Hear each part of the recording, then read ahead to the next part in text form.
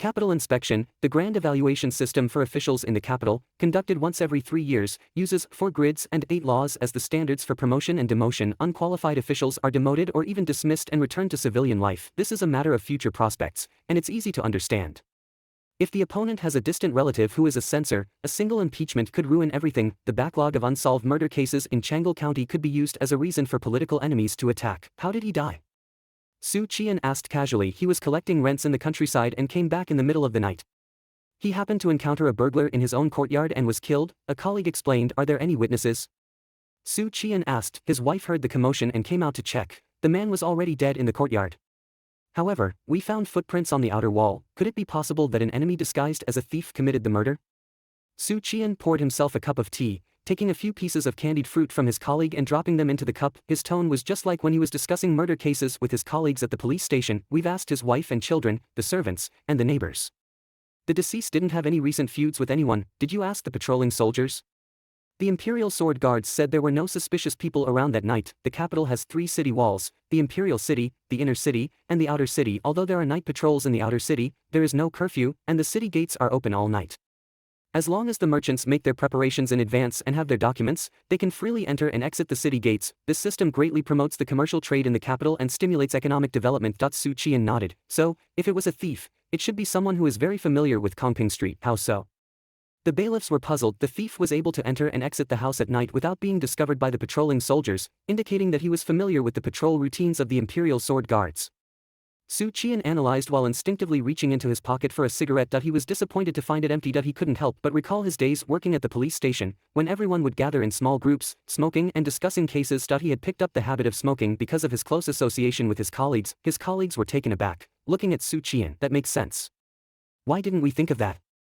Ning Yan, you've become cleverer after going to prison once. In these days, without systematic education, constables relied on experience to handle cases.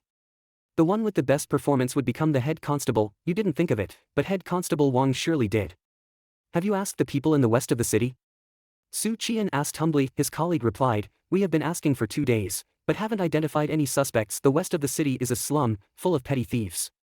It's a mix of fish and dragons. Usually, when there are public security issues, the bailiffs, accompanied by public servants, would go there and they would surely catch someone. How much silver was lost? Su Qian unconsciously began to reason in his mind. One of his colleagues gave Su Qian a glance, feeling that his tone was starting to resemble that of the county magistrate, and replied, nothing was lost. The deceased had just returned from collecting rents, all of which were small silver, copper coins and grains. How could the thief carry a large box of silver coins and run away after killing someone? Something's wrong. Su Qian narrowed his eyes. If I were the thief, and I had planned it out, I would definitely choose to steal the next day. Not today. He didn't voice this doubt, but continued to listen to his colleagues' chatter while munching on sunflower seeds. It's a pity for such a beautiful woman to become a widow at such a young age. That figure, those breasts, you can't find such an outstanding woman even in a brothel. Even if it costs an ounce of silver for a night, I'm willing. She's not young anymore, she's just 20 years younger than the one surnamed Zhang, probably in her early 30s.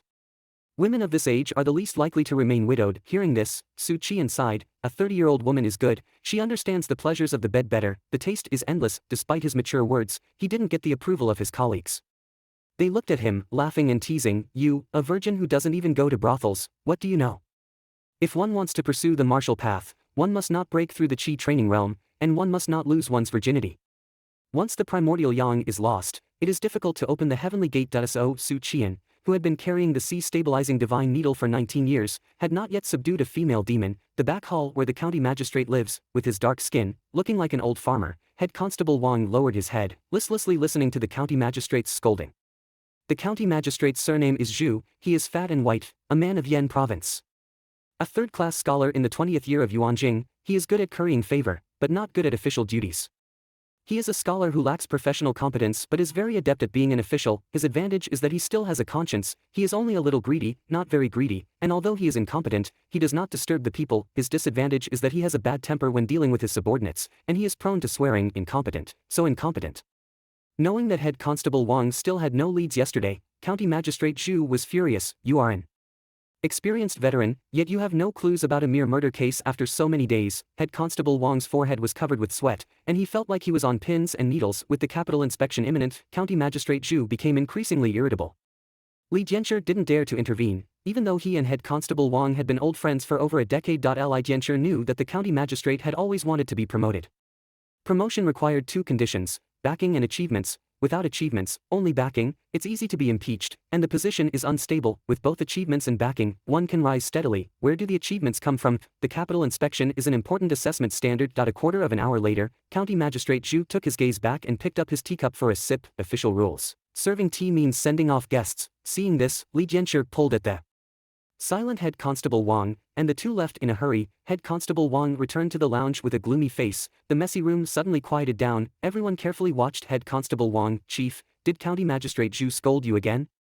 Head Constable Wang rolled his eyes and took a gulp from his tea bowl. Damn it, the man is dead and the thief is gone. Where can I find him? Today is a really bad day. I even lost a coin. That coin was yours, huh? Qi'an shrank his neck and drank tea to hide his guilt. The silver clearly doesn't belong to you. After listening to Head Constable Wang's complaints, a junior constable gave him a bad idea. Why not fish? Qi'an's eyebrows twitched. Fishing, a professional term in the lower officialdom, it means find a scapegoat. Due to technical and equipment limitations, most cases in ancient times were unsolved, with a very low case-solving rate. Sometimes, for the sake of achievements, pressure from superiors, or simply to get things done, officials would find scapegoats. The process is like this: first, the local clerks select a group of habitual offenders, write their names on paper and fold it, and the official just picks one at random. Whoever is picked is the scapegoat. That's why it's called fishing. Once the unfortunate person is identified, the clerks go to arrest him, bring him back to the yamen, and after a process known as forced confession, even the toughest person will confess. The superiors are satisfied, the middle officials get recognition, the clerks get rewards, everyone is happy. The scapegoat is not wronged either. After all, he is a bad person. Sending him to reincarnate earlier is also for the welfare of the people around him. There are many more similar shady operations in officialdom. Head Constable Wang nodded. That's the only way. Shaoli, you handle this. Pick some notorious ones, preferably older. Just as Shaoli was about to nod, Qi'an frowned and said, wait. Chief, there are many doubts in this case. It's not that there's no way to start. Qi'an doesn't accept this logic. Even though he hasn't been a police officer for many years, his values from back then are still intact. Although these people are habitual offenders, their crimes do not warrant death. Even if they deserve death, it should be a separate issue. If we find someone to take the fall here, wouldn't the real killer get away with it? Head Constable Wang frowned, remained silent, and gave Qi'an an unhappy look. Everyone started to persuade him. Ning Yan, don't meddle. Chief is scolded every day. It's unavoidable. Besides, it's just a habitual offender. Those who were closer said, Chief, Ningyan's family just suffered a great misfortune. It's inevitable that he's sensitive to these things. Head Constable Wang ignored them, stared at Qi'an, and was not pleased. He said sternly, you tell me, how do we investigate? Give me the case file. Qi'an said straightforwardly. Chief Constable Wang sat in the main seat, his face stern, not uttering a single word. These days, the first thing that Zhu, the county magistrate, did upon waking up was to inquire about the progress of the case. Unable to provide any valuable information, Chief Constable Wang could only spit out empty words. The pressure was all on him, the chief constable, while his subordinates hid under his umbrella, leaving him to face the storm. Not only did they not share his worries and difficulties, but they even argued with him. Chief Constable Wang had every reason to be angry. He felt he was bearing a burden he shouldn't have to at his age. Qi'an, having received the case files, sat at the table, intently studying them. His colleagues were all around him, silently exchanging glances. Qi'an had a research-oriented mindset.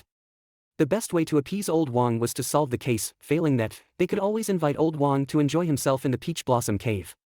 They had known each other for many years, and their friendship was stable. Moreover, Qi'an was not only opposed to shirking work due to his moral values but also wished to alleviate old Wang's worries and difficulties. The deceased was named Zhang Yurui, 51 years old, a prominent dog breeder living on Kongping Street.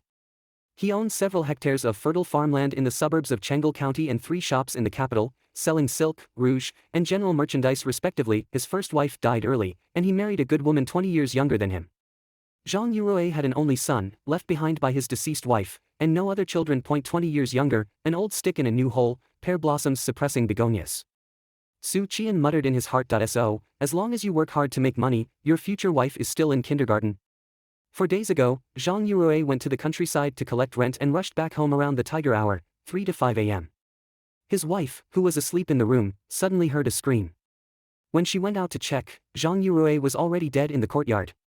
His wife saw a shadow climbing over the wall and disappearing. That was how the incident unfolded. When Qi'an saw the coroner's autopsy report, he noticed another point of suspicion. Patiently reading on, after going through the testimonies of the deceased's family and servants, he closed his eyes, sorting out his thoughts. Chief Constable Wang gave a cold snort and mocked, "May I ask, Constable Su. Who is the murderer and where is he? Don't rush, Chief. Su Qi'an opened his eyes. I saw in the case files that there were footprints on the outer wall of the Zhang residence. You inferred from this that the thief escaped over the wall, and the young woman's words were not false.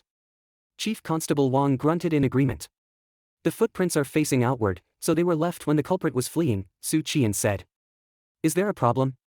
Chief Constable Wang furrowed his brows. Why were there footprints? Because there was mud on the soles of the feet. Why was there mud? Because there's a flower bed by the wall. Su Qi'an nodded. Then why aren't there any footprints of the culprit entering the courtyard in the case files? Chief Constable Wang was stunned at the silence. The other constables felt he had lost face and added, perhaps the thief was careful not to leave any traces when he entered. Another person said, but after the murder, in his haste to escape, he left footprints. Su Qi'an glanced at them. That's possible. So, is there any trace of the thief's entry into the flower bed? Logically speaking, if the thief could leap over the flower bed without leaving footprints, with such lightness, there would be no need for him to step on the wall to gain momentum when he fled. Everyone looked at each other, unable to answer. Without their answers, Su Qi'an already knew the answer. It wasn't yes or no, but they didn't know. The constables hadn't checked this. Ning Yan, what's there to argue about? Someone objected. Su Qi'an didn't answer, but looked at Chief Constable Wang, who was frowning in thought, and continued, the victim was killed by a blunt object hitting the back of his head, right? Chief Constable Wang nodded. He died on the spot. Su Qi'an said, I have a question. Why was it a blunt object? A criminal involved in such activities would naturally have weapons on him. Wouldn't it be quicker and more efficient to kill with a sword or knife? The room fell silent, and everyone seemed to realize this problem. Little Li speculated, perhaps the thief didn't initially intend to kill? No. This time, it wasn't Su Qi'an who refuted, but Chief Constable Wang. He stood up, his eyes slightly widened. A blow to the back of the head with a blunt object, killing instantly, shows intent to kill. He sat back down, murmuring, yes, why use a blunt object? Why not a sharp weapon? Unless the murderer didn't have a handy weapon at the time, Su Qi'an said. Chief Constable Wang's eyes suddenly lit up, as if he had caught something, but he hadn't comprehended it fully. There's one last point that I'm particularly concerned about. Su Qi'an glanced at the case file. When the victim's family members were brought back to the county government for questioning, Zhang Yang's wife fainted due to kneeling for a long time. The doctor diagnosed her as pregnant. It's a posthumous child. How pitiful, the child hasn't been born yet, and he's already lost his father. The peanut gallery is annoying, interjecting one after another. Zhang Yang's wife has been married to the deceased for nearly 10 years, right? Why did she get pregnant at this time? Su Qi'an waited for them to finish before he had a chance to speak. Maybe the child isn't the deceased's. If both the man and woman are healthy, it's impossible not to have children in 10 years, unless they deliberately avoid it. One of them must have a problem with their body, making it difficult to conceive.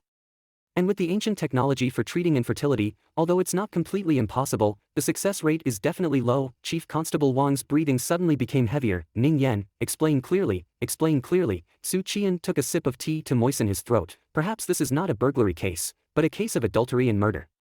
Zhang Yang's wife cheated on her husband, and the adulterer could either be a man outside or the deceased's son. The two took advantage of the deceased's absence to collect rent for a secret rendezvous. Who expected the deceased to return early and catch them in the act? A conflict arose, and in a fit of rage, the adulterer picked up a vase or other blunt object and killed the deceased. Zhang Yang's wife and the adulterer hastily dealt with the scene and dragged the deceased to the courtyard, pretending it was a burglary. The adulterer, intending to have a secret meeting, had scoped out the place in advance and understood the routine of the night patrols, thus not being seen by the Imperial Guard soldiers. If the thief was indeed after money, he would not have chosen to act that night, but would have waited for the deceased to exchange the collected rent for banknotes that could be easily carried away. The explanation given by Zhang Yang's wife conveniently took advantage of the situation of collecting rent, guiding your thoughts towards greed. The constables in the room were dumbfounded. Just by looking at the case file, you can determine the culprit? Ning Yan, this isn't a joke, don't talk nonsense. But don't you think it makes a lot of sense? Su Qian's operation gave them the impression of 4 words, impressive but incomprehensible. I'm just making bold guesses based on the details of the case. This may not be the truth and needs to be verified, Su Qian responded to his surprised colleagues. The process of solving a case is to collect clues, then reason and analyze, and finally verify and collect evidence. The thief evaded the night patrol. The timing of the burglary was off. The murderer used a blunt object instead of a sharp weapon. Zhang Yang's wife was pregnant. After Su Qian's scrutiny, these seemingly insignificant details formed clues that aligned with the logic. Chief Constable Wang felt as if a new door had opened in his professional life. He took a deep breath to calm his turbulent emotions. After savoring it, he found a point in Su Qian's words that puzzled him. Why do you think the adulterer is the deceased son? I suspect him for two reasons. Su Qian leisurely sipped his tea. Under the anxious gaze of Chief Constable Wang and his colleagues, he slowly explained. The deceased son, Zhang Xian, stated in his confession that he was reviewing accounts in his study that night, not sleeping with his wife. If he was awake, how could he not hear any commotion in the courtyard? Zhang Yang's wife was roused by a scream, suggesting a significant disturbance. Yet he, supposedly awake, heard not a whisper of it. Does that make sense? Secondly, if no traces of the thief's entry are found in the flower bed, then this so-called thief may not exist at all. Based on this assumption, the suspicion towards the deceased son intensifies. Enlightenment dawned upon them. Chief Constable Wang asked, so, the footprints on the wall could have been deliberately left to mislead us? Su Qian speculated, yes, indeed. By the way, let's directly compare the deceased son's boots. He surely wouldn't leave his own footprints, would he? Chief Constable Wang asserted. Su Qian, with an admiring look on his face, lavished praise. Chief, you truly are wise and brave, grasping the point instantly. Truly a great tribute to the divine constable. Having just delivered a lengthy discourse that stunned everyone, Su Qian immediately turned to flatter the chief constable, without missing a beat. This was quite comfortable. A smile spread across Chief Constable Wang's weather-beaten face. He felt his own stature had risen considerably. I will go to find Magistrate Zhu immediately. You all get ready, we will revisit the Zhang residence. Chief Constable Wang, his face as dark as a farmer's, showed an expression of eager anticipation. Pointing his finger at Su Qian, he let out two tractor-like laughs, and then hurriedly left the lounge, heading to the back hall to find the county magistrate. Su Qian watched his retreating figure, not feeling particularly optimistic. After so many days, gathering evidence had become incredibly difficult. Fingerprints can't be verified, obtaining evidence is almost impossible. The shoe prints definitely couldn't be Zhang Xian's own. Excluding these, what other means applicable to this era could help solve the case? He racked his brain for solutions. These incompetent clerks, they're as cunning as monkeys when it comes to exploiting the system, able to squeeze oil from a stone. But when it comes to getting things done, they're all worthless dogs. The county magistrate was fuming in the inner hall. Murder was a serious crime, and it so happened that the deceased had connections to Su, an official in the central government. Who are those who serve in the central government? They are self-proclaimed clean officials, rabid dogs that bite whoever they can, impeaching anyone they dislike. With his goat-like beard, the lean-faced Su, the chief clerk, stood by with a smug smile. If you keep pressuring them like this, they'll start slacking off. They were all old hands at this game, knowing exactly what their subordinates were up to. When it came to shady operations in the officialdom, the clerks were merely at a primary school level. The highest level was in the central government, followed by the frontier officials. Slacking off? The county magistrate Zhu scoffed. It might have been fine before, but with the imperial examination coming up, if someone impeaches me on the grounds of forcing confessions, how am I to defend myself? As they were talking, hurried footsteps could be heard. Head Constable Wang entered the inner hall and stopped after crossing the threshold. His attitude was respectful, his voice filled with excitement. Sir, we've made progress in the Zhang case. Please issue a warrant, and I'll bring the person in immediately. Magistrate Zhu and Chief Clerk Su exchanged glances. The former sneered while the latter revealed a knowing smile. Seeing their strange expressions, Head Constable Wang urged, Sir, time is of the essence. Magistrate Zhu slammed his hand on the table, scolding, Fool, at a time like this, you're still thinking of slacking off. Do you have a pig's brain? Forcing a confession could work on a normal day, but there was a problem here. After a criminal confesses, the confession and case file have to be submitted to the Ministry of Justice for verification, who then passes judgment. The imperial examination was at the end of the year. The political atmosphere in the capital was tense. Everyone was trying to cover their own tracks, while keeping an eye on each other, eager to catch their political enemies making mistakes. This was a period when cases could be overturned at any moment. Head Constable Wang quickly defended himself. Sir, you misunderstand. I'm confident that I can catch the real culprit. This isn't about slacking off. Please believe me. Don't I know your capabilities? Magistrate Zhu was not reassured. He glanced at Wang. Explain in detail. Head Constable Wang thought to himself, it's finally my turn to shine. Sir, let me elaborate on the numerous doubts in the Zhang case. Old Wang repeated Su Qian's deductions verbatim to the two officials. Magistrate Zhu initially listened with a smirk. As the explanation went on, he unconsciously straightened his back. By the end, he was silent, yet his face was full of seriousness. He was deep in thought. Wonderful. Chief Clerk Su clapped his hands, the loud pop indicating his excitement. The logic is clear. The ability to deduce the case from these insignificant details is something even experienced investigators from the Ministry of Justice couldn't achieve.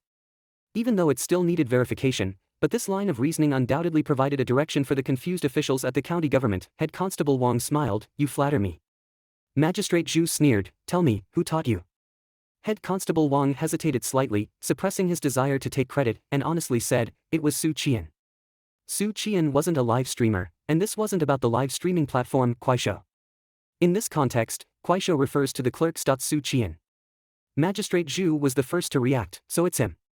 Magistrate Zhu had shared a few drinks with Su Pingji and they were somewhat acquainted.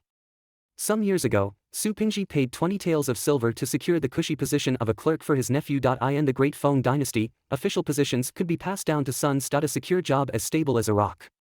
If it's him, then it's correct. Magistrate Zhu laughed. Chief Clerk Su's eyes flickered, recalling the tax silver case that implicated the Su family. He immediately asked, "What do you mean by that?" Head Constable Wang also listened attentively. Magistrate Zhu laughed. "The case of the missing tax silver caused an uproar, and the Su family was at the forefront. They should have been held accountable. Do you know why the Su family was able to escape blame?" Head Constable Wang immediately said, "I heard that the royal guard, Mr. Su, contributed to solving the case, and the emperor pardoned him." This was what he had just heard from Su Qi'an. Chief Clerk Su glanced at Magistrate Zhu's expression and ventured, "Is there some sort of inside story to this case?" The details of the missing tax silver case were beyond Chief Clerk Su's rank, but Magistrate Zhu was the parent official of Chang'an County. Although in the capital, a place filled with powerful figures, he was just a minor official, but without backing, he couldn't secure his position. Magistrate Zhu scoffed, "Su Pingji is just a rough warrior, he was just a scapegoat in this case." He suddenly stopped, as if not wanting to reveal too much, and instead said, "The person who really turned the Su family's fortunes around wasn't him." "Who was it?" Head Constable Wang asked subconsciously. Chief Clerk Su had a guess in his mind, waiting for Magistrate Zhu's follow-up. "It was Su Qi'an. He uncovered the truth behind the tax silver case. This is recorded in the case file. A fellow official of mine is serving in the capital." Magistrate Zhu said, "A son should bear his father's guilt, and a son should pay his father's debts. Although he is a nephew, the principle is the same." Chief Clerk Su took a sharp breath. After the case, Su Qi'an should have been locked up in the county jail. How did he manage to do it? Magistrate Zhu pondered. "I initially found it inconceivable too, but now I understand." Chief Clerk Su also came to the same conclusion, finding it hard to believe. Just based on the case file? Just based on the case file? Head Constable Wang was dumbfounded.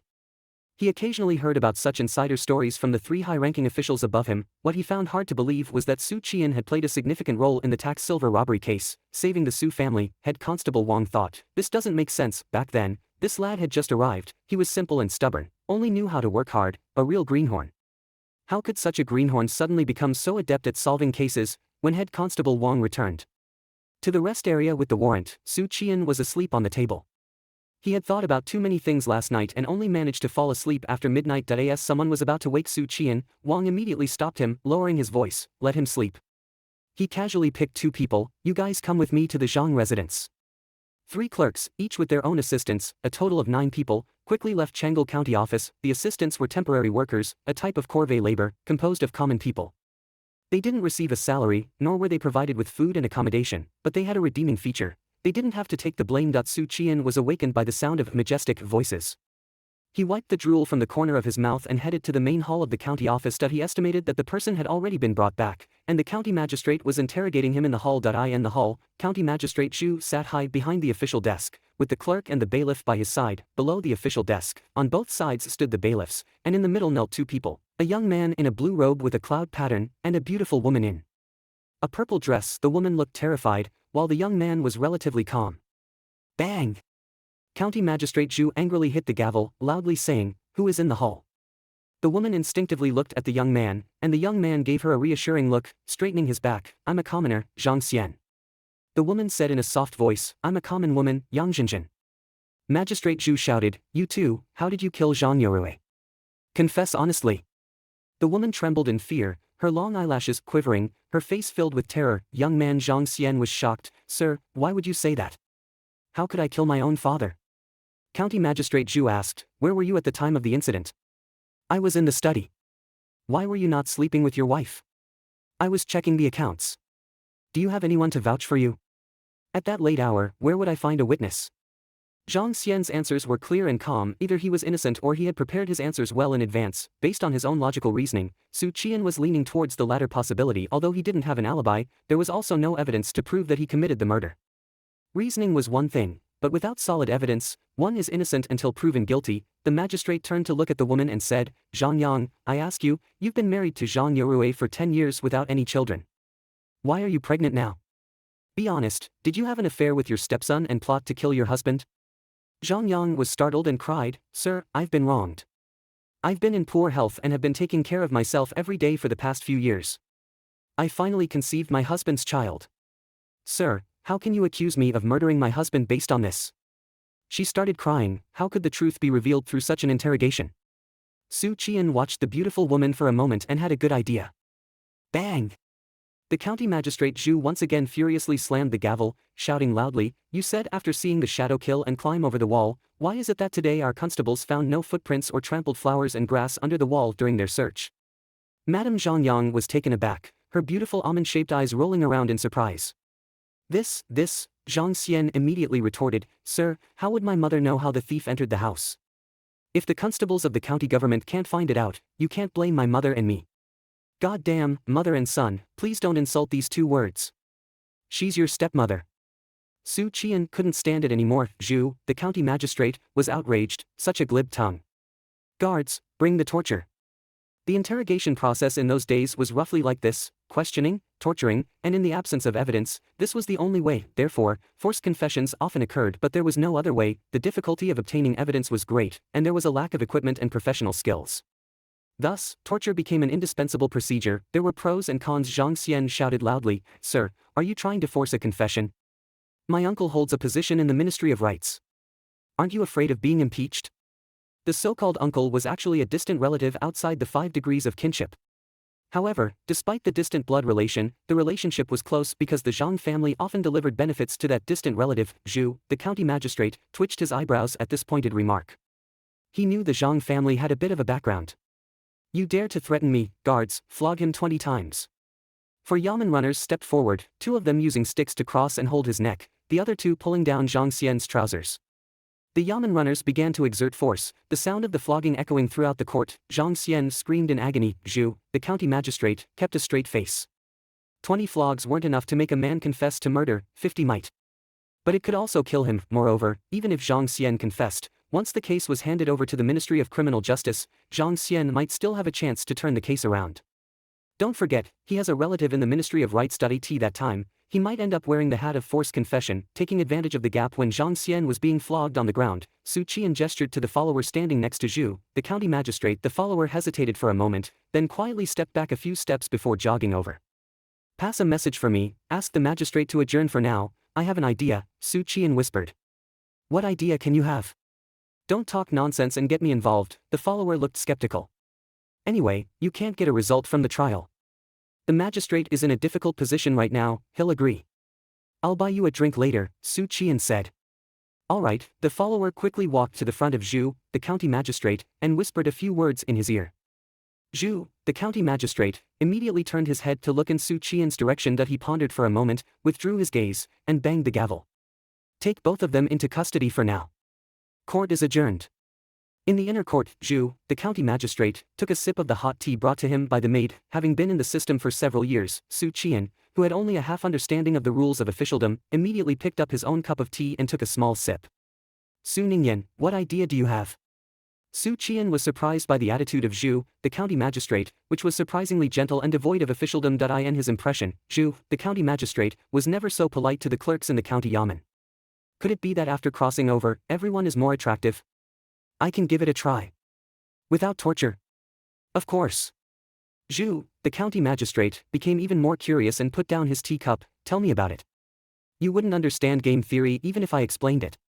Qi'an smiled. "Allow me to keep you in suspense, sir. Just wait for the good news."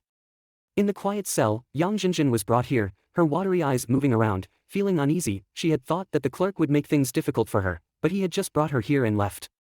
But this did not alleviate her anxiety. Creak, the wooden door was pushed open, and a young man in a constable's uniform walked in. He was tall and upright, with a hard-lined face and fairly handsome features. "Don't be nervous, let's just chat." The young man even brewed tea, smiling, "You can call me Su, sir." Su, Snake, Yangtze, who had never received such high-quality treatment, remained silent, watching him warily. Su Qi'an was also assessing this beautiful woman. Indeed, she was a woman who had caught the eye of a wealthy man. She was naturally beautiful and more attractive than his aunt at home. Her age was also just right. A woman in her 30s, in his previous world, was the ripest and juiciest time. "Looking at you dressed in gold and silver, Zhang Yorue must have treated you very well." Su Qian began the conversation. Yangtze did not answer. "Actually, I think that given your age, the fact that you haven't been able to conceive for so many years is mostly Zhang Yorui's problem," Su Qian said. Yangtze had originally thought it would be an interrogation, but she was surprised by the young man's surprisingly gentle attitude and tone. It was different from the image of a government official she had in mind. Moreover, when it came to infertility, most of the blame was usually placed on the woman. Su Qian's words were very pleasant to hear. She slowly let down her guard and whimpered, "It's all my fault. It's my belly that's not doing well. It took so many years to get pregnant, and the master had to be killed at this time." With that, her eyes reddened again. "People cannot come back from the dead," Su Qian comforted her, then asked, "Did Zhang Yorue often go to the brothel?" "Of course he did," she said. "From ancient times to the present, which gentleman or official doesn't go to the brothel?" "Oh my, watch your words. In his 50s, often going to the brothel, the treasury is empty. I'm almost certain that the child in your belly is from the guy next door. Girls who love to go to nightclubs, their pregnancy aura won't be bad. The same goes for lonely young wives. I suddenly understand you a lot better." Su Qian clicked his tongue twice. "Women in their 30s are like wolves, in their 40s like tigers, in their 50s they suck dust from the ground. Zhang Yorue, over 50, frequents the brothel and neglects you. It's only natural for you to have an affair. But killing is wrong." Yang Jinjin's face changed slightly. The common woman doesn't know what the constable is talking about. Su Qian smiled. "I've read the case file, that Zhang Xian is a full 7 years younger than you." Yang Jinjin stiffened. "What does the constable mean by that?" "You're like a hawk eating a chick." "I don't understand." Yang Jinjin really didn't understand this time. "Then let's talk about something you do understand." Su Qian said in a deep voice, "Madame Zhangyang, you, left alone in your chamber, unable to bear the loneliness, seduced your stepson and committed an indecent and immoral act. On the night of the incident, you took advantage of Zhang Yorue's absence to collect rent in the countryside and had an affair with your stepson. Who knew Zhang Yorue would return early and catch you two in the act? The father and son started fighting, and you killed Zhang Yorue with a vase from behind. To cover up your crime, you dragged Zhang Yorue's body into the courtyard and staged it as a burglary and murder by a thief. Zhang Xian deliberately left footprints on the wall to corroborate your story." Yang Jinjin's face was ashen, looking at Su Qian in disbelief. "I didn't, I'm innocent." Yang Jinjin shouted loudly, her hands clenched into fists, her palms sweaty. She was panicking. Su Qian, who had put in a lot of hard work in the field of interrogation, dropped the gentleness and kept a poker face, exuding a sense of indifference. "Aren't you curious how I know so much? Because Zhang Xian has already confessed." "That's impossible." Yang Jinjin's eyes flashed with this emotion, her face paled even more, but she tried to stay calm, still denying, "The common woman is innocent. Do you think your adulterous husband couldn't possibly confess?" Su Qian kept a poker face. Despite the lack of harsh threats, it made the beautiful woman feel more and more uneasy. "Because you two think you've covered your tracks perfectly, but in fact, there are many loopholes. Zhang Xian only left footprints on the wall going out, but no footprints coming in. If the thief had good skills, he would not leave footprints when fleeing. That's one. Secondly, Zhang Yorue died from blunt force trauma, not a sharp weapon. According to the Great Phone Law, anyone who enters a house without cause at night will be flogged 80 times. If the homeowner kills the intruder on the spot, he will not be questioned." Su Qian knocked on the table. "Tell me, which thief who breaks into a house to steal would not carry a weapon? Yet Zhang Yorue died from a blunt object." Yang Jinjin's face was stunned. "I haven't finished yet." Su Qian gave a cold laugh. After breaking down Yang Jinjin's psychological defense, the next step was the killer move. "Thirdly, why is the county government so sure that you killed Zhang Yorue, rather than a thief? Dragging Zhang Yurue's body into the courtyard and staging it as the work of a thief was a clever idea. But you made a mistake. When Zhang Yorue died, his body was lying in the courtyard, his feet facing the house, his head facing outward, with the fatal injury on the back of his head. This indicates that the murderer struck him from behind with a blunt object. How is that possible? If the murderer was a thief, upon seeing the master return, he would either stay still or retreat, not specifically attack and kill, and then leave empty-handed. Li Zhenjin was stunned. She hadn't expected there to be so many flaws. Su Qian's words had a powerful impact on her, giving her the feeling that her actions had already been exposed under the broad daylight, with nowhere to hide. A sense of panic almost overcame her. Speechless, aren't you? Zhang Xian was also speechless. So he sold you out. He even said that you shamelessly seduced him. He didn't want to continue entangling with you, but you threatened him with the child in your stomach, forcing him. That night, it was you who took advantage of the chaos and killed Zhang Yurui. Zhang Xian is an innocent victim. He knew there were so many flaws, and he was doomed to escape, so he confessed to the county magistrate, willing to offer 500 taels of silver to smooth things over, pushing the blame onto you, making you bear the crime of murdering your husband. As Yang Zhenjin listened, she became more and more afraid, her face became more and more desperate, and when she learned that Zhang Xian had betrayed her, her pretty face turned pale, without a trace of blood. What kind of person is Zhang Xian? You know best. Su Qian deliberately said this. What kind of person Zhang Xian was, Su Qian didn't know. He just didn't believe that this kind of relationship, which had nothing to do with love and was only about desire, would be very strong. Moreover, Zhang Xian was a second-generation rich. Having money meant he could eat many abalones. Why hang himself on one? Yang Zhenjin was desperate. But, Su Qian gently persuaded, the county magistrate is upright and just, which means he is honest and righteous. He does not blindly believe in Zhang Xian's one-sided words. He ordered me to come and question you. If you confess leniently, the county magistrate promises to spare you from death.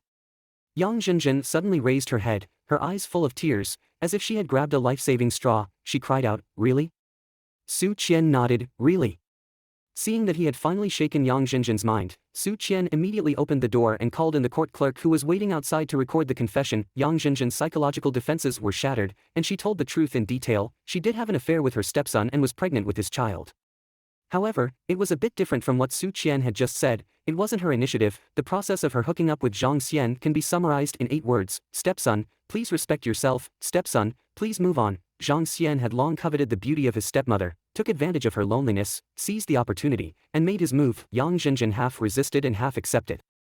The so-called affair is a moment of pleasure, but it leads to a funeral for the whole family.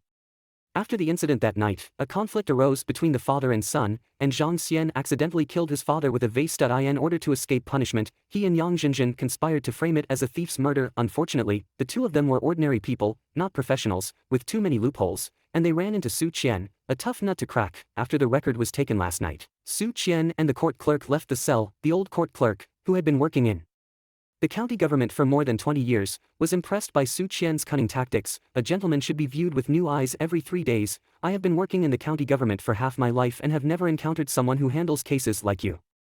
The prisoner's dilemma is an old routine. It's only you ancient people who are surprised. Su Qian waved his hand. It's just a little trick.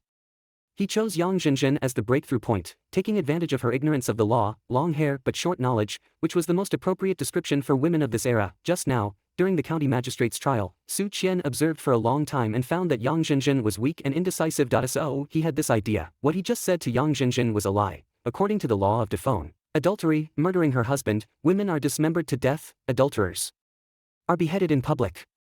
It's impossible to escape the death penalty. In this case, the one who committed the murder was Zhang Xian, patricide, also dismemberment.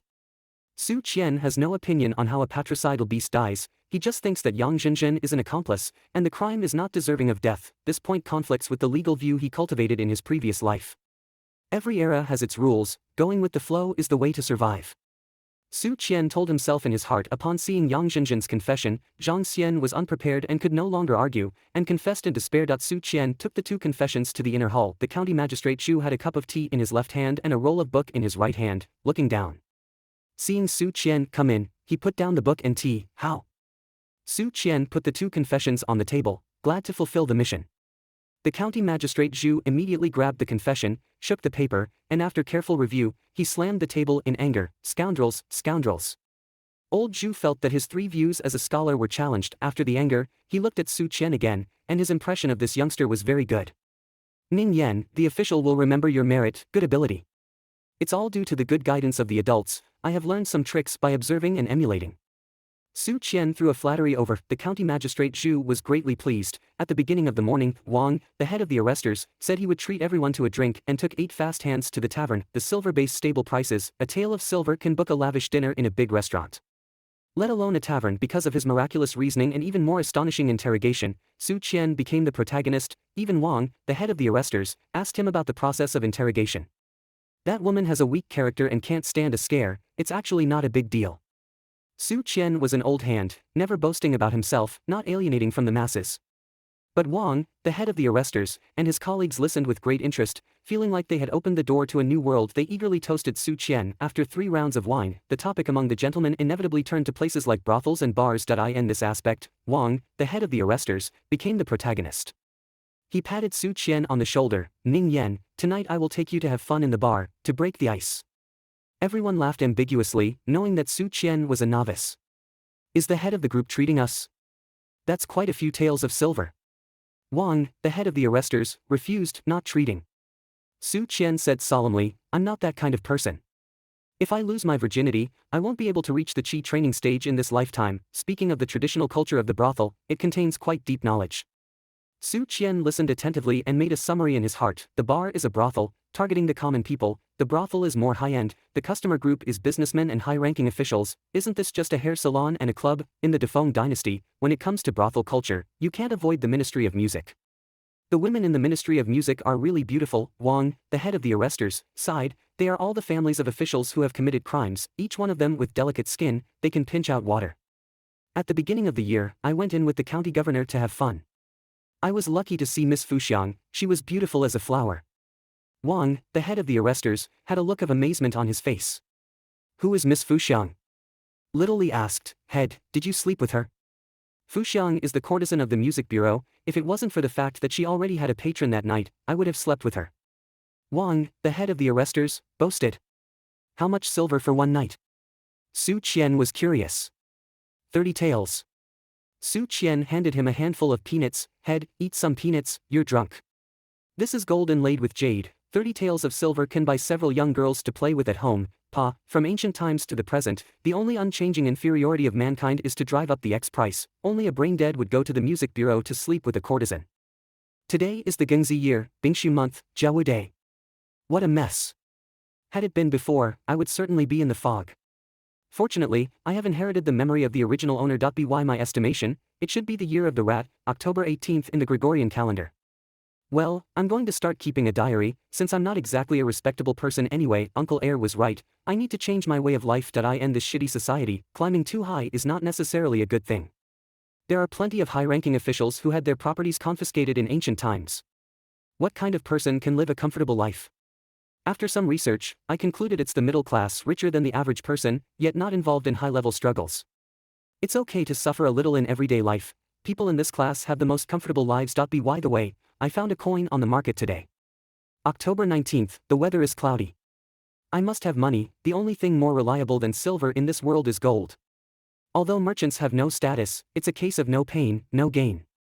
I plan to resign in a few days and stop being a constable at the yamen. With a monthly salary of 2 taels of silver and a stone of rice, when can I afford a courtesan in the Jiafang division? October 20th, the weather is cloudy. I'm not in a hurry to resign, I'll get my business up and running first. Today, I saw a colleague using his authority to extort merchants, and I felt uncomfortable. But I know this is the norm in society. If it were me in the past, I would have been hot-headed and scolded him, but life has worn down my edges. When you can't change anything, learn to be silent. By the way, I found a coin at the yamen today. October 21st, the weather is clear. Today, Captain Wang took me to the brothel. My impression of brothels has changed. It's a place where you can listen to music, watch plays, and indulge in carnal pleasures. I'm still in the refining phase. I can't lose my virginity. It's very frustrating. After looking around, none of them were prettier than my aunt. My aunt is the kind of woman who is voluptuous and beautiful, yet also dignified. The women in the brothel are too frivolous, their airs of the brothel are too strong. At a glance, Lingyue and my aunt are both very beautiful. Then, I found a coin in the brothel, just enough to pay for the music and meals. Am I on a lucky streak recently? October 22nd, listening to music in the brothel. October 23rd, listening to music in the brothel. October 24th, listening to music in the brothel. Captain Wang asked me why I was so happy. Because freeloading makes me happy. October 25th, Su Qian, how can you be so degraded? You can't go on like this. Have you forgotten your goals? Set a small goal first, earn 100 million. October 26th, listening to music in the brothel. October 27th, listening to music in the brothel. Today I didn't find any silver, I paid a coin for the ticket. Bah, it's a disgusting place, I won't come again. October 28th, this world has gunpowder, it also has firearms, soap nuts exist too, and they work surprisingly well. So the soap plan is also off the table, I hate alchemists. Ah, glass, I can make glass, glass is a good thing, these ancient people must not have seen it. October 29th, oh, there's also glass, I have to find another way. Today, I found Uncle Air's private money at home, a coin. October 30th, listening to music in the brothel. October 31st, today I found another money-making plan. I can improve the quality of paper. The Great Fong is flourishing in culture, as long as I can make better paper, I can make a fortune, eat the best food, sleep with the most beautiful courtesan, let me think, the process of making paper is, alright, don't worry about the little things like paper. I have a better idea, making cement that I know the ingredients for cement, calcium carbonate, silicon dioxide, aluminum oxide, iron oxide. It's mixed according to specific physical and chemical standards. Well, I found a coin on the market today. What's going on, am I finding money too often? This makes me very uneasy. November 2nd, the cement plan failed. Theoretical knowledge and practical ability are two different things, MMP, it's too real. November 3rd, I've spent all my savings in the past few days. I borrowed money from Uncle Air, but the poor guy didn't have any. After Su Xingyan found out, he first expressed his disdain, then mocked me, and finally gave me 5 taels of silver. Except for being a bit poisonous and tsundere, my cousin is actually not bad. If I, Su Xingyan, were not born, the Great Fong would be like eternal night. That's how I responded. Su Xingyan left blushing. Lang, if we weren't sworn brothers, I would have made you the female lead. November 5th, today I went with the constables from the yamen to a tea house to slack off. For the first time, I heard the storyteller tell a story. I suddenly thought, if I could write down the martial arts novels, the 4 famous works, and web novels of later generations, I could make money even while lying down. I'm really clever. I saw a coin again today. I have money to go to the brothel tomorrow. November 7th, I was too naive. A novel has tens of thousands, even hundreds of thousands of words. How can I write it out with a brush?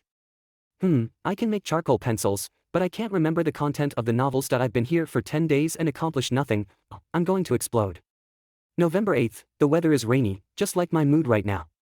I clearly know a little about everything, but when I really want to turn them into silver, when I want to create something from nothing, I find that I'm still lacking a lot. I've truly experienced the failure of exam-oriented education. Today I chatted with Uncle Air, heard him talk about a lot of things in the officialdom, as well as what I've seen and heard as a constable at the yamen. I suddenly realized that this world is worse than I imagined. Corrupt officials run rampant without fear, small corruption is considered good governance, clean officials are rarer than virgins in a brothel. November 9th, cloudy, why hasn't the girl from the Astronomical Bureau come to find me? Doesn't she want to get the legendary alchemy secret? That girl's looks are not inferior to Ling Yue's, with a cute and charming oval face, her eyes are big and beautiful. With my superb flirting skills, I might be able to win her over. Whether she's a disciple of the supervisor or not doesn't matter, the main thing is that in this indifferent society, I crave a bit of love, come find me, I don't want to struggle anymore. November 10th, I'm still not willing to give up on the novel plan, so I told my 2 sisters the general plot of The Butterfly Lovers. The story is very simple, after all, I've forgotten a lot of details. After listening, Ling Yue's eyes were red, but Ling Ying didn't cry. I punched her, and she cried. I think this is what she should experience at her age. November 11th, today I drank with Li Jianshi. During the slight drunkenness, he said that the prince's wife of Jinbei is the #1 beauty of the court. I asked him how beautiful she was, but he couldn't describe it because Li Jianshi had also heard it from the county lord. When I went home from work in the evening, I quietly asked Uncle Air. His expression was very strange. He tried his best to describe the beauty of the prince's wife with his limited vocabulary. I extracted the core elements. Damn, she's huge. This made me a little interested and expectant of the prince's wife. November 10th, up to now, I have achieved nothing, I have disgraced my country, I have disgraced the transmigrators. November 12th, this is the first month I've come to this world, my salary has been issued, I plan to work hard, and take the business slowly. November 13th, listening to music in the brothel. Whoosh! In the small courtyard, Su Qi'an stood under the eaves, casually throwing a wedge-shaped hidden weapon. He didn't even aim seriously, yet, he hit the bullseye of a wooden stake 20 steps away with pinpoint accuracy. This was not because Su Qi'an was particularly skilled with hidden weapons, but rather, he was just lucky. There must be something wrong with this body of mine. Su Qi'an murmured to himself, his luck was too good. In 1 month, he had found a total of 12 taels of silver, equivalent to half a month's salary. This amount of money could sustain a frugal family of 3 for 3 months. The strangest part was that each time he found exactly 1 tael of silver. This was beyond what could be explained by mere luck. Without having to ask Yuan Fong, he knew something was amiss. Dad, system. Come out, stop playing hide and seek with me, Su Qian ventured. The system ignored him. Over the past month, he had made countless attempts to awaken the system. Reality told him that there was no system at all. How could he explain this strange luck? Who would have thought that he, who had never won a lottery ticket since he was a child, could evolve into a lucky charm one day? But the life of a lucky charm is short. Su Qian smiled bitterly in self-mockery. One thing was certain, the original owner did not have this astonishing luck. If he did, his aunt would not have despised him and would have treated him like an ancestor. The whole family would stop striving and live on the money he found. This mysterious gift makes me feel uneasy. Su Qian's eyes were deep. He sighed, I can only take one step at a time.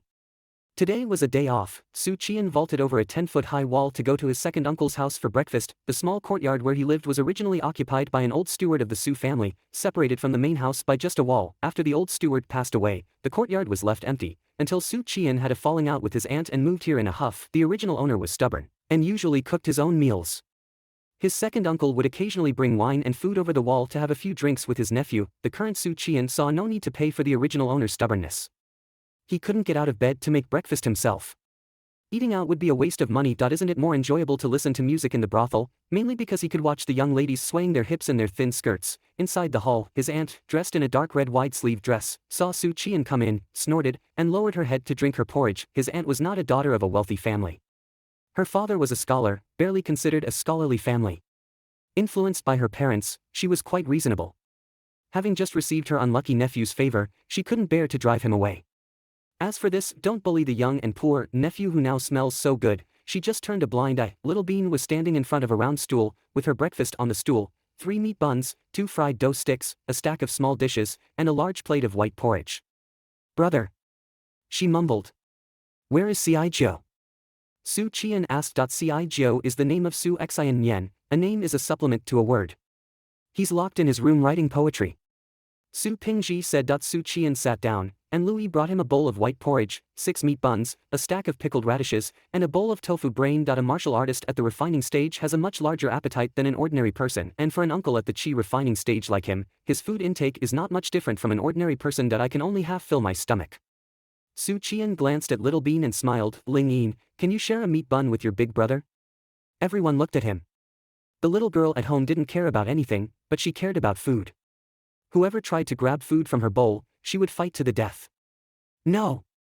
As expected, Little Bean spread her arms wide, protecting her food like a hen protecting her chicks. Don't be in a hurry, big brother won't let you suffer. Su Qian picked up a meat bun and put it on her plate, pointing at the 4 meat buns and saying, these 4 meat buns, aren't they for all of us? Su Lingyin pecked at her head. Shouldn't they be shared equally? Su Lingyin tilted her head, thought for a moment, and then nodded. You get 2 buns, big brother gets 2 buns, and then, big brother will give you half a fried dough stick. You're making a profit, aren't you? Aha! Su Lingyin was led by the rhythm, feeling like she had made a big profit, smiling from ear to ear. Su Lingyu, Su Pingji gave his nephew a look, the aunt was angry. How could I give birth to such a stupid daughter? I'm so angry. Little Bean felt very wronged. She clearly earned half a fried dough stick. Why would her mother scold her? At this time, Su Xian Yen came in, mumbling words, his eyes unfocused. He sat down and ate while thinking. The aunt let out a sigh, ignored the foolish young girl, and was concerned about her promising son. Nyener, why are you writing poetry out of the blue? Everyone has their strengths and weaknesses, don't mind what outsiders say. Su Xian Yen was good at policy discussion, poetry was his weakness. Xiao, when can you break through and reach the 8th stage of the self-cultivation realm? Su Qian suddenly asked. Su Xian Yen was following the path of Confucian cultivation. Yunlu Academy was founded by the great disciple of the Confucian saint, with a history of 1,200 years. It is the dream of all scholars in the world. The lofty position of Yunlu Academy is not only because the founder was a disciple of the saint, but also because it is the only remaining academy where one can cultivate the way of Confucianism, the 9th stage of Confucianism. Opening the orifice can only increase memory, read 10 lines at a glance, and enhance learning ability. But it is still weak in combat. I have no clue for the time being, the teacher said I need to enlighten myself. Su Xian Yen shook his head regretfully. You could refer to the realm of opening the orifice. Su Qian said, how did you cultivate to the realm of opening the orifice? Su Xian Yen recalled, by reciting the classics of the saints by heart and making them my own, I reached the realm of opening the orifice. To recite by heart, to make it my own, the former requires a lot of time to memorize, the latter relies on a certain level of enlightenment. Su Qian nodded thoughtfully. This is the same as the refining stage of the martial arts system, both require years of tempering of qi and blood, and refining of the body. So, to cultivate oneself, do you also need to refine the body? Su Qian asked. Su Xian Nian pondered for a moment, then said, a Confucian scholar at the self-cultivation stage, is fearless at heart, and his words and deeds can convince people and inspire morale. I try to infer the method of cultivation from the abilities manifested by the self-cultivation stage. Have you succeeded? Su Xian Nian pretended not to hear, turned to his mother and said, a senior in the academy has taken up an official position and is going to Qingzhou. The journey is long, and the students of the academy are going to see him off and present him with poems. At this point, Su Xian Nian lamented, I haven't written a farewell poem yet. Su Lingyu said softly, second brother is not talented in poetry. The aunt glared at her and said discontentedly, your second brother is talented and brilliant, he just didn't focus on poetry before. Su Pingji scratched his head, just write a few lines casually, I think the poem you blurted out that day was quite inspiring. Coo coo coo. Su Qian laughed out loud. Su Xian Nian twitched at the corner of his mouth, and changed the subject awkwardly, that senior is a well-known scholar, extremely good at poetry. Those who are going to see him off are all students with some talent in poetry.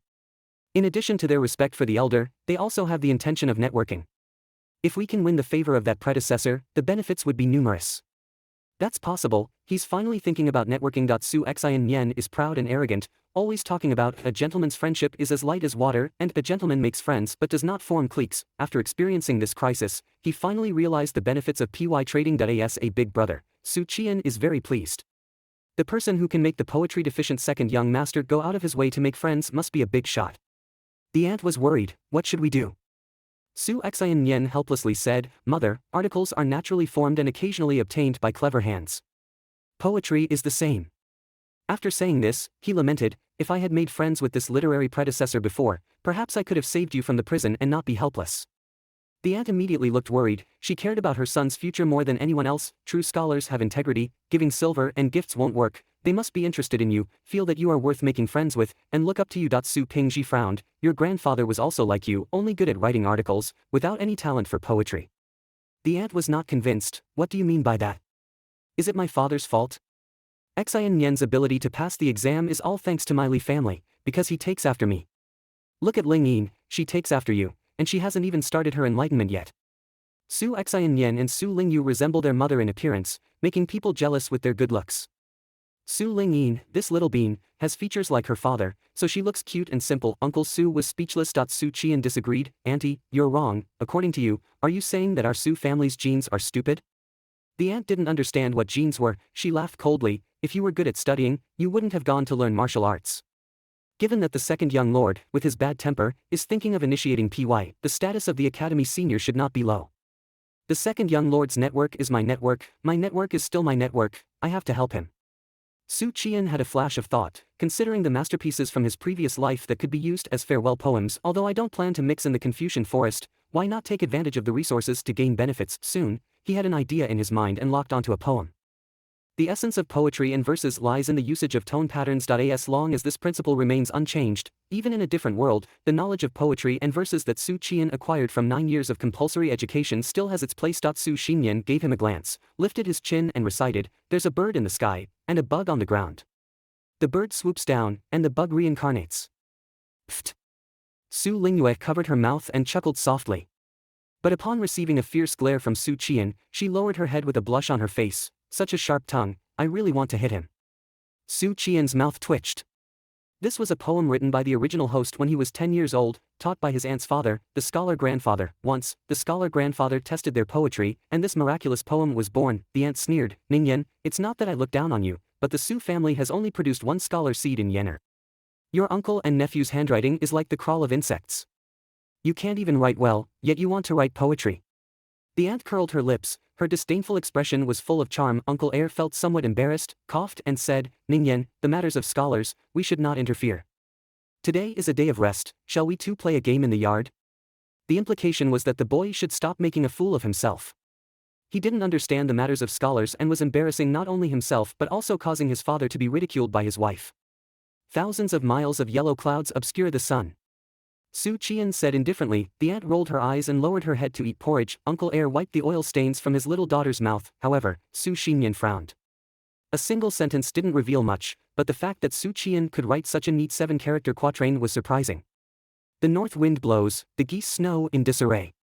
Su Xinyan was stunned for a moment, and a vivid image formed in his mind. Su Lingyue lifted her head, her lively and beautiful eyes looked at her cousin in surprise. Su Qian lowered his head to eat his porridge and said no more. What's next? What's next? Su Xinyan asked anxiously, feeling like listening to a story in a teahouse. When it came to the exciting part, suddenly a wooden block was struck. To know what happens next, please listen to the next episode. It was so frustrating that he wanted to hit someone. I can't write poetry. Su Qian glanced at his aunt casually. He just thought his aunt looked particularly dignified and beautiful today, with absolutely no hint of wanting her to apologize in his words. The aunt widened her big, beautiful eyes and turned to ask her son, is this poem good? Su Lingyue softly said, it's very imaginative. Her education was limited, but she could tell that the first 2 sentences were excellent 7-character lines. Seeing their daughter and son's attitude, Su Pingji was shocked. He stared at Su Qian without blinking, his eyes filled with surprise and expectation. Do not worry about the absence of friends on the road ahead. Who in the world does not know you? Su Qian, chewing on his donut, threw out the last 2 lines. Thud. The chopsticks in Su Er's hands fell on the table. Do not worry about the absence of friends on the road ahead. Who in the world does not know you? He murmured to himself, immersed in the artistic conception and unable to extricate himself. Su Lingyue shivered, and goosebumps rose on the back of her hand. Su Pingji grinned, damn, why does it give me a creepy feeling? The aunt was unconvinced in her heart, but she agreed with her husband's words. The power of poetry and verses lies in this, a spiritual shock. Even those who can't write poetry, who don't understand the rules of tone patterns, when they read a renowned work, they will still feel an uncontrollable goosebumps. Su Qian had this feeling when he was studying, often shocked by the renowned works in the textbooks. Thousands of miles of yellow clouds obscure the sun, the north wind blows, the geese snow in disarray. Do not worry about the absence of friends on the road ahead. Who in the world does not know you? Su Xinyan couldn't help but stand up, 2 flushes of excitement appearing on his face, making him, who was already extraordinarily handsome, even more charming. What a masterpiece, although he was not proficient in poetry, as a scholar, who doesn't aspire to write 100 poems over wine. When they hear good poetry and verses, they can't help but tap their fingers and sing, their blood boiling. When did you learn to write poetry? Su Xinyan stared at Su Qian, his eyes bright, shocked, and puzzled. When did I say I couldn't write poetry? Su Qian laughed. Does the poetry I wrote during enlightenment represent the present? I have always been quite talented in poetry, just not showing it. So it turns out that Ningyan is the scholar seed of our Su family. Uncle Air was overjoyed, smiling broadly. If I had known, I would have let you study and give up martial arts. The aunt was unconvinced. She opened her mouth but couldn't say a powerful rebuttal. No, if that's the case, I won't be literate and Air won't be martial. Su Qian knew well that the original host was a poor student, and studying was a waste of time, not as good as dropping out of school to work on the construction site. Su Xinyan was not cut out for martial arts either. Can you expect a delicate young man to lift iron and strengthen his body? However, this is a poem written by Ningyan. Once you've heard it, that's it. Cijo, you can't claim it as your own, it's not what a scholar does. Uncle Air said. Su Xinyan snorted and didn't bother to respond to his father. Was he that kind of person? He turned to Su Qian and said, can I borrow this poem? I will make it clear that you are the poet. The one who courts death is me. Su Qian nodded slightly. Go, use it to impress others. The matter of scholars, of course, is to impress others. He had originally intended to give this poem to Su Xinyan to help him build connections. He didn't care who the author was. He wasn't mingling in the literary world, and poetry didn't have much use for him. This was why he hadn't used poetry to impress others in the past month. The environment didn't allow it. Spending all day with a group of bailiffs who were practicing martial arts, reciting poetry to them was less effective than teaching them to sing a traditional song. What's the title of the poem? Su Xinyan asked. I forgot. Su Qian's face stiffened. This poem was inspired by my feelings. It doesn't have a title, you can think of one. After breakfast, Su Xinyan led his father's favorite horse out of the backyard and left in a hurry. The uncle and nephew practiced in the yard, stopping when necessary.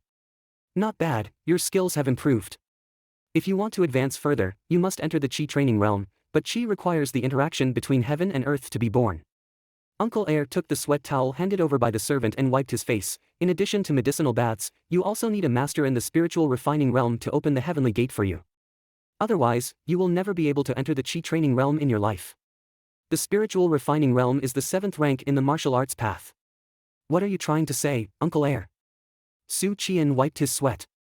I fought life and death battles in the mountain and sea war, accumulated military merits, and had a master in the army open the heavenly gate for me, allowing me to enter the Qi training realm. Uncle Air sighed. The second year after I returned home, Xinyan was born.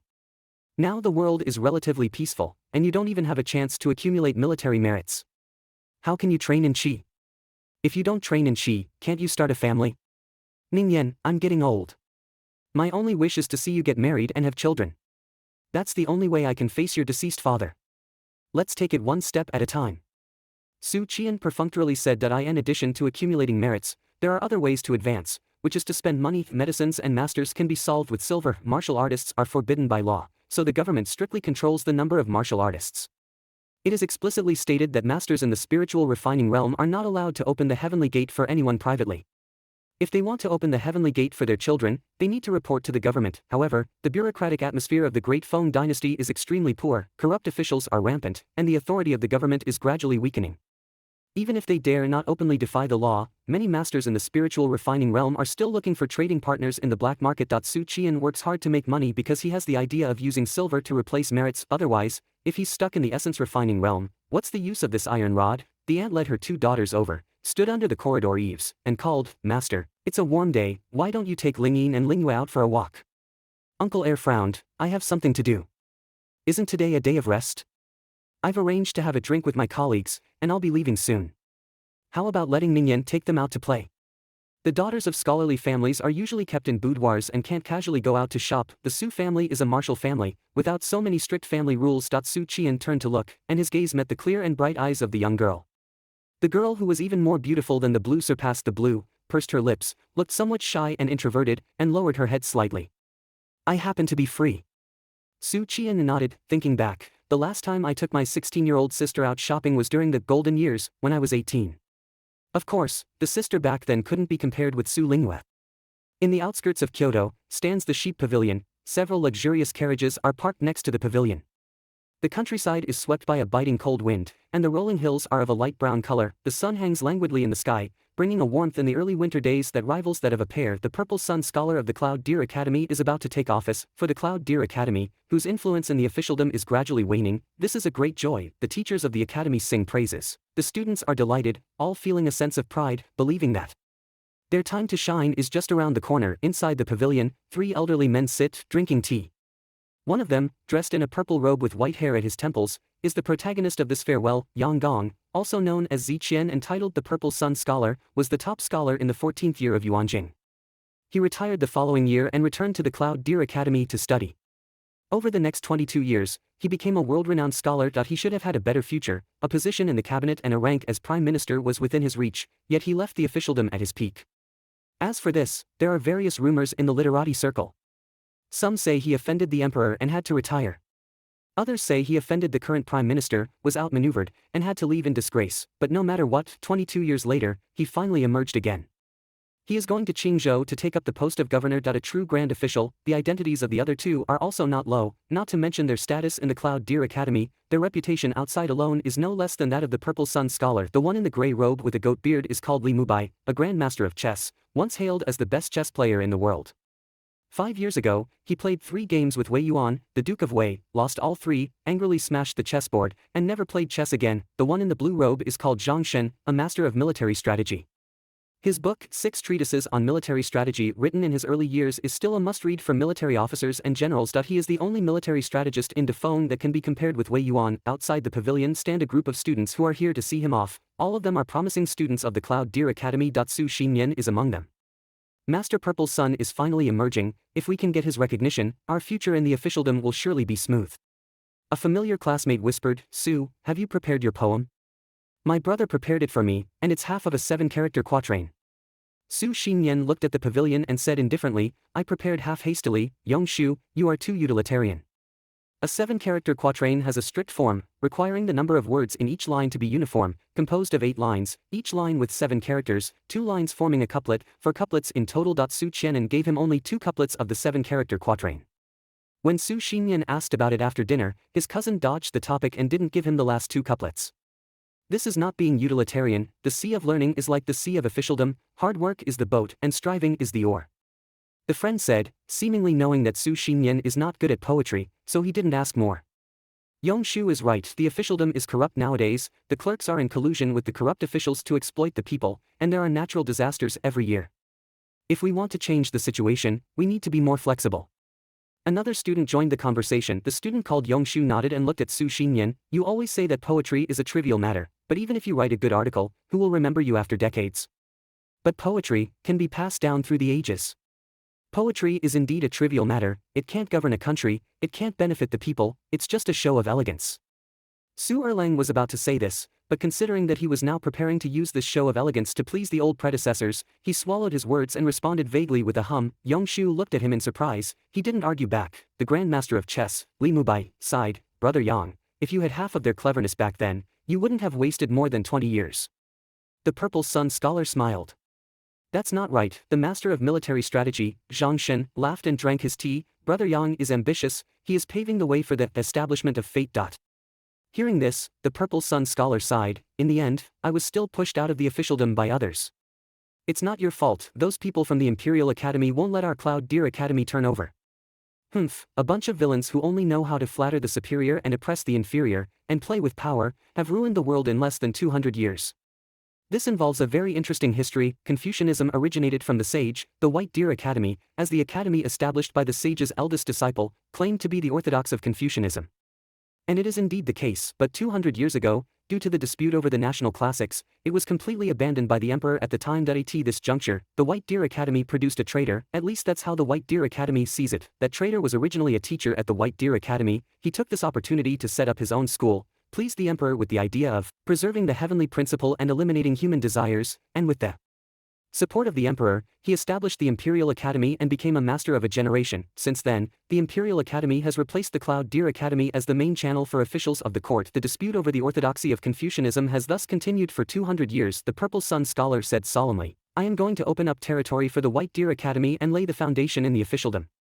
But if I want to revive the former glory of the academy, I alone am not enough, we need to work together, and we need excellent young people. Li Mubai and Zhang Shen looked at each other and smiled. The latter turned his head and looked at the students outside the pavilion. Is there anyone willing to compose a poem to send off the Purple Sun scholar? Reciting a poem should have a prize, otherwise it's no fun. The Purple Sun scholar took off a purple jade from his waist. The person who wins the bet can get the jade. The jade is glowing with purple light, extraordinary and mysterious. The eyes of the students outside the pavilion lit up in unison. The jade of a great scholar, bathed in the aura of talent, contains magic. If they could get it, it would definitely be of great benefit. At the same time, the Purple Sun scholar using purple jade as a prize also has a deeper implication. The elders' personal belongings are only given to the younger generation and students, which means, if you take this jade, little brother, you are mine, you are my student. I, as a student, would like to compose a poem to send off the Purple Sun scholar. A tall student wearing a blue scholar's robe and a jade belt stepped out, bowing to the three great scholars in the pavilion. Li Mubai laughed, this is my student Zhu Tuizi, he has some poetic talent. The Purple Sun scholar smiled and nodded. After the student named Zhu Tuizi recited his farewell poem, the smile on the Purple Sun scholar's face deepened, obviously very satisfied. Not bad. The master of military strategy, Zhang Shen, praised. Without further comment, the two great scholars present were more poetic than him, but a good start doesn't necessarily lead to a good end. The scene that follows could probably be described as a dog's tale. The poems that followed were mediocre and barely passable. Li Mubai sighed. Ever since the Imperial Academy reannotated the sage's classics and advocated preserving heavenly principles and eliminating human desires, students all over the world can only stick to the classics and immerse themselves in prose. Over time, they fall into the trap of rigid prose, disjointed and complicated, and cannot extricate themselves. There is no more spirituality in prose and poetry. He became heartbroken as he spoke. This is also the reason why Confucianism began to decline in recent times. If we go back 200 years, the motto of Confucianism was, Buddhism is great, Taoism is good, oh, sorcerers are not bad either. The witches and witches who take a different path are also very spiritual and worthy of praise. Oh, crude warriors, please go out, this is a gathering of elegant people. Please take the alien species of the demon race with you. The rest of you here, forgive me for being blunt, are all trash. The Confucianism of that time was so awesome. What about now? All major cultivation systems. What's going on, little brother? Confucianism shivering. MMP, the Purple Sun scholar sighed. Forget it, let's not talk about these. Students, is there anyone else willing to compose a poem? There was silence for a long while. Zhu Tuizi stared at the purple jade, his eyes burning, feeling that it was his. Sir, I have a poem. Su Xinyan walked out of the crowd to the edge of the pavilion. He deliberately remained silent until now. He is a person of low-key and humility, not wanting to throw out a good poem too early to make his classmates embarrassed. It definitely has nothing to do with the fact that he and Zhu Tuizi have been at odds with each other.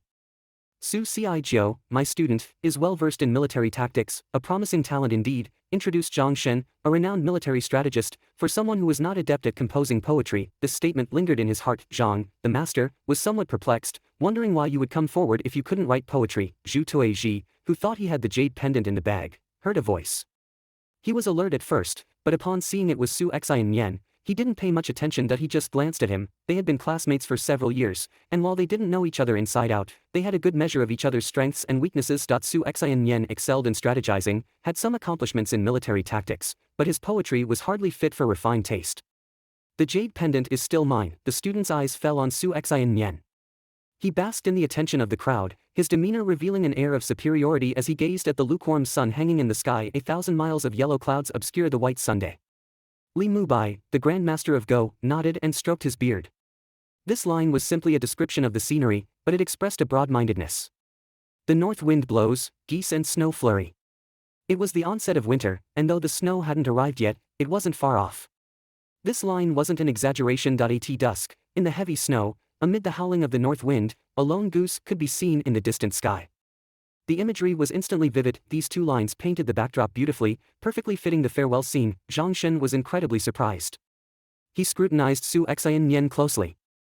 Given his student's level of poetry, these 2 7-character lines must have been his painstaking work. If he could maintain this standard, he might be able to compete with Zhu Tuizi. Among the 3 respected scholars, Ziyang Shi, the one with the highest level of poetry, was chewing on these 2 lines of poetry, feeling inexplicably melancholic. 1,000 miles, dusk, north wind, lone goose, snow falling. A desolate picture was sketched out. This was not a promotion, but rather, it seemed like a demotion. However, it really hit the mark, this trip, although it seemed like a promotion by the court, granting him authority. But would the forces from the Imperial Academy stand by and watch him rise? Would they let him lay a foundation in the officialdom for the White Deer Academy? This trip to Qingzhou was indeed uncertain and the road ahead was bleak. Suddenly, Su Xianyan spread his arms, his handsome face bathed in the warm sunlight, revealing a flawless and exquisite quality. He raised his arm, looked directly at Ziyang Shi, and declared the last 2 lines with conviction. Do not worry about the lack of friends. On the road ahead. In this world, who does not know you?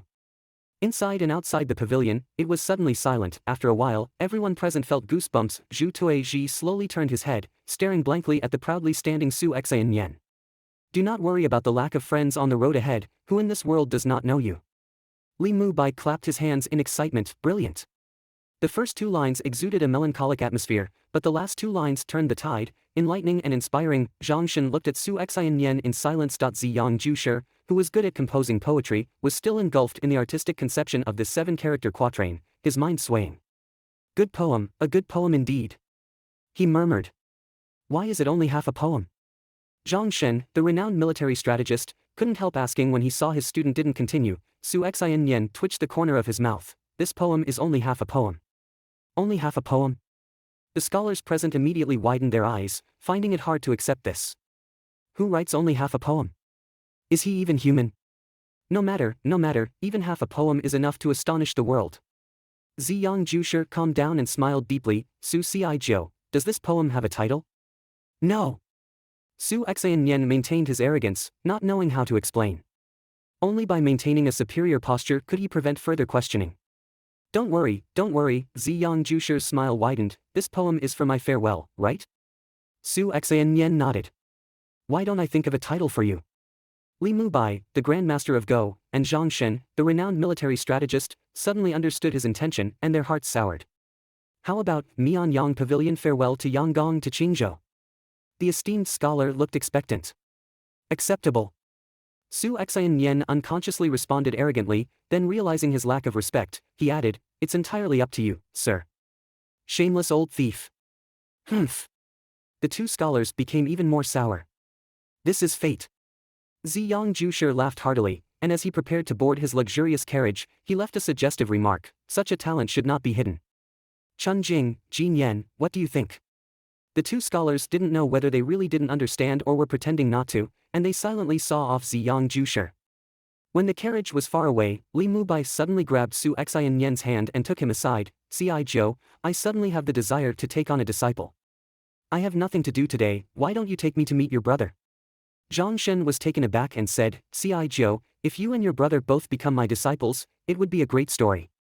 Whether he could write poetry or not was not important, the main thing was not to bury such a talent. Should a masterpiece like My Teacher, Zhang Shen, come along in the future, it would be excellent. Li Mubai disapproved, military strategy is not mainstream. Scholars should first study the classics, understand strategizing, and cultivate oneself and manage one's family. Ha, so Go is mainstream. And you're a sore loser, with no victories against Wei Yuan. Zhang Shen snorted. Old thief, shut up. Don't mention Wei Yuan in front of me. I have always cherished talents. I will take this student. Old fool, is that cherishing talent? You're just greedy for his poetic talent. Shameless old thief, watch as I kill you with a mouthful of righteousness. As if I don't have any.